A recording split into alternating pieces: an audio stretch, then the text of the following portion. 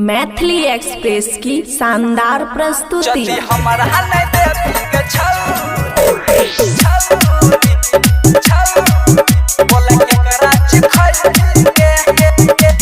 DJ Sumit Satish recording studio Baluaha.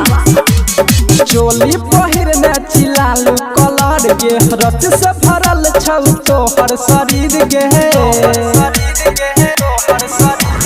चोली पहिर में चिलालू कलर के रच से भरल छौ तोहर शरीर के।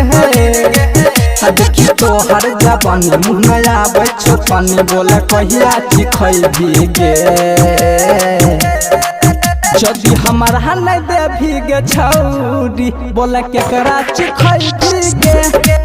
जदि हमारा नहीं देवी गे छौरी बोले केकरा चिखैबी गे। केकरा चिखैबी गे, केकरा चिखैबी गे।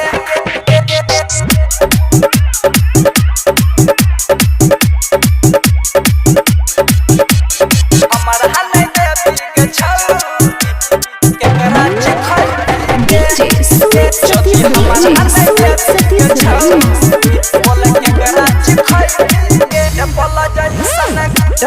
जैसन गालू गे छौरी देखे में लागो मलाई। देख के तोहर फिगर गे छौरी मुसलार टपकाई, मुसलार टपकाई। टेबल जैसन गालू गे छौरी देखे में लागो मलाई। देख के तोहर फिगर गे छौरी मुसलार टपकाई। देखी तोहार सीन हिट होइ छै मशीन बोले कहिया दिखैबी गे। जदि हमारा नहीं देवी गे छौरी बोले केकरा चिखैबी गे। जदि हमारा नहीं देवी गे छौरी बोले केकरा चिखैबी गे। जदि हमारा नहीं देवी गे छौरी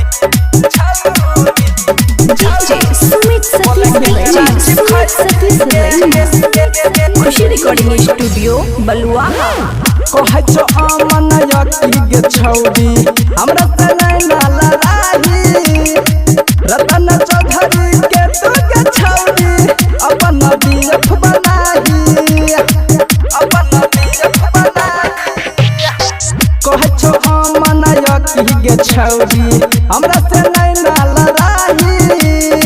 रतन चौधरी के तू गे छौरी अपन बीएफ बनाही। राइटर अमर जीत कहो दिलवा के बीच बोले कहिया चिखैबी गे। जदि हमारा नहीं देवी गे छौरी बोले केकरा चिखैबी गे। जदि हमारा नहीं देवी गे छौरी बोले केकरा चिखैबी गे। खुशी रिकॉर्डिंग स्टूडियो बलुआहा।